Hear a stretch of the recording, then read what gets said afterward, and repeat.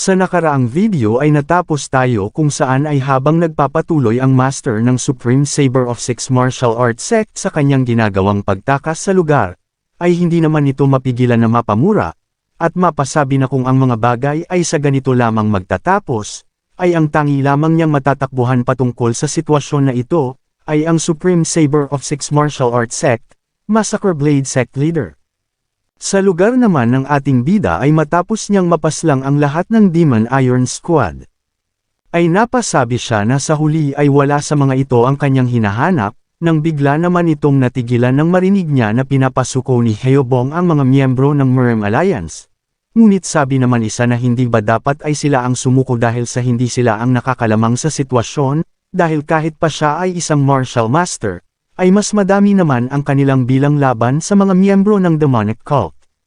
Masayang sinabi pa nito na kung hindi lamang dahil sa kanilang demonic cult leader, ay kanina pa sana sila nakahandusay na sa sahig, nang bigla naman na dinakot siya ni Qian Yuwon at tinatanong kung saan nagtungo ang isang master ng Supreme Saber of Six Martial Arts Sect. Sa nangyari ay napasigaw naman ang ilan sa mga kasamahan nito at sinasabi na magsitakbo na sila dahil sa andito na ang demonic cult leader, kaya naman ay inisar sila ni Heobong na kung bakit tumatakbo sila ngayon. Sa kinaroroonan naman ng ating bida, ay takot na sinagot ng isa ang tanong nito at sinabi na ang taong iyon ay nagtungo sa direksyon kung saan ay naruroon ang Dragon Turtle, kaya naman ay buhayin siya nito. Sa isip naman ni Qian Yuwon ay inakala niya na wala dito ang labi ng Dragon Turtle, kaya naman ay mabilis niyang pinasabog ang ulo nito. Sa nangyari ay nagpasalamat naman sa kanya si Heobong dahil sa pagtulong nito sa kanya at iniaabot ang kanyang espada. Ngunit sabi nito na itabi lamang niya ito dahil sa mayroon pa siyang mga nais na masubukan sa kanyang nanosud. Kaya naman habang nakikita ang mga nangyayari sa paligid, ay tinanong nito ang nanomachine na kung may bagay ba itong magagamit para sa mabilis na transportasyon, kaya naman ay mabilis nitong ini-activate ang kanyang magnetic field booster, at mabilis na umalis sa lugar. Sa nakitang iyon naman ng isang elder ng Northern Sea Ice Palace, ay masaya itong nang asar at sinabi na mukhang ang kanilang demonic cult leader ay walang pake sa kanila at tanging ang essence core lamang ng Dragon Turtle ang mahalaga, at hindi ang kanilang mga buhay. Natawa naman dito si Wang Hul at sinabi na ito ay dahil sa masyado itong tanga upang magawang maputulan ng kanyang isang braso, dagdag pa nito na dahil lamang iyon sa ang kanilang Demon Lord ay labis na nagtitiwala sa kanila, at para sa kanya ay sapat na sila upang kaharipan ng mga kagaya lamang nila at magawang manalo. Sa nangyari ay hindi naman naniniwala dito ang elder, kaya naman ay sinabi ni Wang Hul na gagawin lamang nila ang kanilang makakaya upang magawang mapatunayan ang kanyang ekspektasyon sa kanila, dahil sila ay ang Six Swords Troop, at ito ay para sa Heavenly Demon Divine Cult, at malakas na sinabi na sila ay ang mga espada ng kanilang Demon God. Sa kabilang banda naman sa kailaliman ng kuweba, ay sinasabi ng isa habang nililikom ang mga dugo ng Dragon Turtle na mag-iingat siya sa pagkuha nito, dahil kapag nagawa niyang makonsumo ito ay maaaring sumabog ang kanyang ulo, na sinang-ayunan naman niya, sabi pa niya na masiyadong napakalaki nito, at hindi naman siguro ito mabubuhay pang muli. Nang bigla naman na nagalit ang high-rankang Massacre Blade Sect Leader subordinate, ang Blade Form Sect Leader na si Wu Jingchang at tinatanong kung may oras pa ba sila sa pakikipagdaldalan dahil sa nagmamadali sila, kaya naman ay pinatatahimik na sila nito at sinabihan na magpatuloy sa kanilang trabaho. Sabi naman ng isa, ang Supreme Saber of Six Martial Arts Sect Spy. High-ranking Massacre Blade Sect Leader Subordinate. Blade Sect Leader, ang ika-6 na elder ng Northern Sea Ice Palace na si Won Sang-o, na hindi niya inasahan na ang kapangyarihan ng pinuno ng demonic cult ay magiging malaking tulong sa kanila, na sinang-ayunan naman ito, at napasabi na dahil doon ay nagawa nilang mailigpit ito ng tuluyan ng sila-sila na lamang, ngunit sabi nito na mauuwi lamang ito sa wala kung sakaling hindi nila magagawa ang mailabas dito ang dugo ng halimaw kasama na din ang kanyang core essence. Masaya naman siyang sinabihan ng 6th Elder ng Northern Sea Ice Palace na wala na itong dapat pa na ikabahala para sa bagay na iyon, dahil ang demonic cult leader na si Qian Yuwon, ay hindi pa din magagawa ang makakilos ngayon dahil sa ito ay nababalutan ng lightning chi, Dagdag pa nito na sa ngayon ay ang kanilang Demon Iron Squad ay ang bahala na sa pagliligpit sa mga miyembro ng Murm Alliance maging sa mga tauhan nila sa Northern Sea Ice Palace.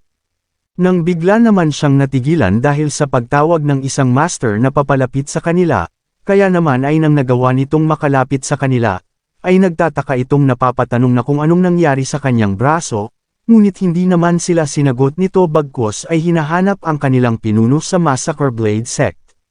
Nang bigla naman itong natigilan sa kanyang nakita, at galit na napapatanong kung bakit hindi pa din nila nagagawa ang makuha ang core essence ng halimaw. Dahil sa galit na galit ito ay agad naman siyang pinakalma ng Sixth Elder ng Northern Sea Ice Palace at sabihin muna nito ang kung ano ang mga nangyayari. Galit nitong sinabi na papaano siya mapapakalma kung ang kalahati ng kanyang Demon Iron Squad ay ngayon ay mga patay na, at ito ay kagagawa ng demonic cult leader. Dahil sa pinaslang lamang niya ang mga ito na parang mga insekto. Kung umabot ka na sa parte ng video na ito ay maari lamang na i-click ang like at super thanks sa baba bilang pagsuporta. Maraming salamat. Sa nangyari ay nagalit naman ang isa at tinanong ang Sixth Elder na base sa sinabi nito kanina ay ang demonic cult leader ay hindi magagawa ang makakilos dahil sa ito ay nababalot ng lightning chi, na sinang-ayunan naman ito dahil sa nakita mismo ito ng kanyang sariling mga mata. Nang bigla naman na nagsalita si sect leader Bayuk Ryu na hindi lamang iyon, dahil ang Demon God ay ngayon ay patungo na sa kanila, sa nangyari ay nagulat naman ang dalawang master sa sinabing ito ng kanilang kasama. Nang bigla naman na natigilan ang ilan sa mga kasamahan nito, dahil sa may kung anong mabilis na bagay ang paparating sa kanilang kinaroroonan. Habang paparating ang ating bida, ay agad naman niyang natano ang ilang mga lalaki sa kanyang harapan, kaya naman ang magawa nitong makalapit, ay mabilis siyang nagbigay dito ng pag-atake, at nagawang mahati ang kanyang katawan. Sa nangyari ay napatanong naman ang lahat na kung ano ang nangyari sa kasamahan nila, ngunit habang nasa itaas, ay agad naman na iniskan ni Xian Yuun ang katawan ng Dragon Turtle, at nakumpirma na ito ay patay na. Dahil dito ay agad naman ang pinatay ng ating bida ang kanyang booster, at agad nang bumaba. Kaya naman nang matapos nitong alisin ang kanyang maskara, ay takot naman na napasabi si Bayuk Ryu na nandito na ang Demon God, kaya naman ay kailangan nilang mapigilan ito. Sa isip naman ng ating bida ay naiinis ito sa nanomachine, dahil sa ginawa niyang paglapag kanina ay may lalagay lamang siya nito sa matinding alanganin dahil sa bukas siya para sa lahat ng posibleng mga pag-atake. Ngunit sinabihan naman siya ng nanomachine na ang magnetic field flight landing technique na iyon ng nanosuit ay kilalang-kilala sa tawag na superhero landing, at ito ay madalas na ginagamit upang magawang takutin ang kanyang mga kaaway. Sa nangyari ay sinang-ayunan na lamang ito ni Xian Yuun, ngunit sabi niya na masyadong nakakatakot para sa kanyang tuhod ang gawin ang bagay na iyon, kaya naman ay sinabihan na lamang niya ang nanomachine na huwag na nilang uulitin pa ulit ang bagay na iyon. Nang matapos ay sinabihan naman ng isa ang lahat na maging alerto, ngunit mabilis naman siyang pinaslang ng ating bida, at sinabihan ang mga ito na mukhang nandito sila upang nakawin ang kanyang pagmamayari na parang mga daga, sila na mga miyembro ng Six Martial Arts Sect. Sa nakitang ito naman ni Bayuk Ryu ay nakaramdam naman siya ng labis na pagkakatakot, kaya naman ay sinabihan siya ng ating bida na wala na siyang magagawa pa, at matapos na sumugod, ay sinabihan siya ng ating bida na ito ay dahil sa nagawa na niyang wasakin ang lahat ng kanyang mga laruan. Sa nangyari ay mangiyak-ngiyak naman na nagmamakaawa ito kay Xian Yuun, ngunit hindi naman siya nito pinakinggan at nagpatuloy lamang sa gagawing pag-atake.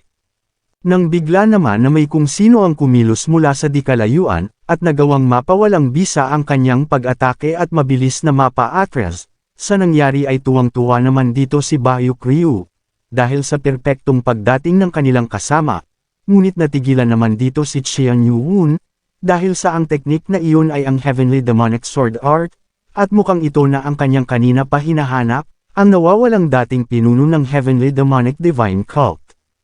Ilang oras bago nito, ay sa isang parte ng kuweba, ay sinasabi ng isa na hindi niya naisip na ang Dragon Turtle ay buhay pa din, kaya naman ay ito na ang kanilang pagkakataon upang magawang mapasakamay ang Essence Core. Nang bigla naman na tinawag nito ang Blade Mastery Sect Leader at sinabi na may nakita siyang kung ano sa isang gilid, Kaya naman ay nagulat dito si Baek Ryo at napasabi na hindi siya makapaniwala sa nangyari, at kung anong ginagawa ng isang ito dito, na tila walang malay. Sa kasalukuyang sitwasyon, ay masayang sinabi ni Baek Ryo na kung nakikilala ba niya ang sword technique na ginawa nito, dahil ito ay ang kanyang iginagalang na Heavenly Demon Sword Art. Sabi pa nito na nabigla siya dahil sa ang pagkontrol niya sa pag-iisip nito ay bigla na lamang na nawala nang makita niya ito sa isang parte ng kuweba, ngunit ngayon na silang dalawa ay maglalaban na, ay nagpapasalamat siya sa pagkakataong pagkakakita niya dito, at napasabi na hindi ba isa itong magandang tadhana para sa kanilang dalawa, kaya naman ay nasasabik na siyang makita ang mga ito na maglaban sa isa't isa. Matapos ay tinanong nito si Xian Yuwon na kung ano ang kanyang magiging reaksyon, kapag nakita na niya ang muka sa likod ng kanyang maskara, kaya naman nang inalis niya ito, ay masayang sinabi ni Baek Ryo na tama siya ng inaakala, dahil ito nga ay ang kanyang lolo, ang dating demonic cult leader na si Xian Inji. Sa nangyari ay natigilan naman dito ang ating bida, kaya naman ay inasar siya nito na dapat lamang na hindi siya gumalaw, dahil sa papasabugan niya ang ulo nito kapag may kung ano siyang gagawing hindi maganda. Sa isip ni Baek Ryo ay tuwang-tuwa siyang napapasabi na hindi niya inaasahan na talagang gagana ito sa isang halimaw na iyon, dahil sa nakikita niyang wala itong magawa na kahit na ano, kaya naman ay sa tingin niya na ang Demon God ay mukhang walang magawa sa harapan ng isa sa miyembro ng kanyang pamilya. Kaya naman matapos nito ay tinawag na nito si Xian Inji, at sinabi na ito ay ang kanyang ipag-uutos niya sa kanya, na gamitin nito ang kanyang ipinagmamalaking sword technique ng kanilang demonic cult upang magawang paslangin ang Demon God. Kaya naman ay matapos nitong patunugan ang sandata nito, ay nakaramdam naman ng kung ano ang dating pinuno ng demonic cult, at nakaramdam ng labis na pagkagalit sa kanyang buong pagkatao. Kaya naman ay mabilis na sumugod si Xian Inji patungo sa kinaroroonan ni Xian Yuwon. Ngunit hindi naman kumilos ang ating bida, kaya naman ay masayang napasabi si Baek Ryo na tama lamang ang kanyang ginagawa at manatili na lamang sa kanyang kinatatayuan. Nang tumama naman ito sa ating bida, ay mabilis naman siyang kumilos, at nagawang tanggalan ng sandata nito si Xian Inji ng ating bida. Sa nangyari ay napasigaw naman dito si Baek Ryo at sinabi na kung talaga ba na intensyon nito na paslangin ang kanyang sariling lolo, ngunit bigla naman na kinontrol ng ating bida ang espada na hawak ni Xian Inji, at agad na ipinang-atake sa kinaroroonan ni Baek Ryo, upang magawang masira ang sandata nitong ginagamit para sa pagkontrol, kasama na din ang kabilang parte ng kanyang tainga. Matapos ay ginamitan naman ng ating bida si Xian Inji ng isang electric shock upang magawang mapaslang ang parasite na nakalagay sa kanyang ulo. Ngunit dahil sa nakitang pagiging abala ni Xian Yuwon, ay malakas na ipinag-utos ni Baek Ryo sa kanyang mga tauhan na ito na ang kanilang pagkakataon at kailangan na nilang paslangin silang dalawa, kaya naman ay mabilis na kumilos ang mga ito, at nang makapagbigay ng mga pag-atake sa kinaroroonan ng ating bida kasama ng dating pinuno ng demonic cult na si Xian Inji, ay nagkaroon naman ng malakas na pagkakasabog sa kanilang kinaroroonan. Kung umabot ka na sa parte ng video na ito ay maaari lamang na i-click ang like at super thanks sa baba bilang pagsuporta. Maraming salamat. Dahil dito ay galit na napasabi si Baek Ryo na ito na tapos na ang labanang ito sa pagitan nila ng Demon God, ngunit bigla naman itong natigilan, dahil nang mawala ang makapal na alikabok sa kinaroroonan nila Xian Yuwon, ay may nakita naman itong malaking barrier na nakapalibot sa kanilang dalawa. Sa nangyari ay nagtataka naman na napapatanong ang ibang kasama nitong master na kung ito ba ay isang protective enhanced energy, na hindi naman sinang-ayunan ng 6th Elder ng Northern Sea Ice Palace at sinabi na ibang-iba ito sa bagay na iyon. Sa kinaroroonan naman ng ating bida, ay matagumpay naman nitong naalis ang parasite na nakalagay sa ulo ng dating pinuno ng Demon Cult na si Xian Inji. At tinatanong si Baek Ryo na kung talaga ba na sinubukan nito na utusan ang kanyang lolo, na paslangin ang kanyang sariling apo. Sabi pa nito na naiisip na niya na hayaan lamang ang ilan sa kanila na mabuhay upang magawang makakuha ng mga impormasyon patungkol sa kanyang hinahanap, ngunit nagbago na ang kanyang isip, dahil sa ang lahat ng mga tao sa lugar na ito ay papaslangan na niya. Kaya naman ay matapos na kontrolin ni Qian Yuwon ang mga sandata ng mga ito gamit ang kanyang Void Capture, ay mabilis na inatake niya ang lahat ng mga miyembro ng Supreme Saber of Six Martial Arts Sect na nasa lugar. Sa nakita ng pagkakapaslang naman ng lahat ni Baioke Ryu, ay nakaramdam naman ito ng labis na pagkatakot. Nang bigla na lamang na nagtungo ang ating bida sa kanyang harapan, at ginamit ang kanyang Void Capture Technique, upang magawang mapalapit si Baioke Ryu at bigyan ng malakas na sampal. Ngunit habang ginagawa naman ito ng ating bida ng paulit-ulit, ay hindi naman tumigil ang master sa ginagawa nitong paghingi ng tawad kay Qian Yuwon. Hindi naman makapaniwala ang dalawa nitong kasama na mga master ng Supreme Saber of Six Martial Arts Sect at walang kahit na anong magawa sa mga nangyayari kung hindi ang manood na lamang. Nang bigla naman na muling ginamit ng ating bida ang kanyang Void Capture upang kontrolin ang sandata nito, kaya naman matapos ay ipinang-atake niya ito sa kanya habang humihingi ng tulong si Baioke Ryu sa kanyang mga kasama, ngunit hindi na siya natulungan pa ng mga ito dahil sa matagumpay nang napaslang siya ni Qian Yuwon, at nang matapos na gawin ito ay agad naman siyang inihagis ng ating bida sa di kalayuan. Nang bigla naman na napansin nito na mayroon pang natitira sa paligid, kaya naman ang lingunin niya ang dalawa, ay nakaramdam naman ng labis na pagkatakot ang mga ito dahil sa nakakatakot na presensyang ipinalalabas ni Qian Yuwon, at hindi nila mapigilan na mapasabi sa kanilang mga sarili, na ang pinuno ng demonic cult na si Qian Yuwon, ay totoong isang nakakatakot na halimaw.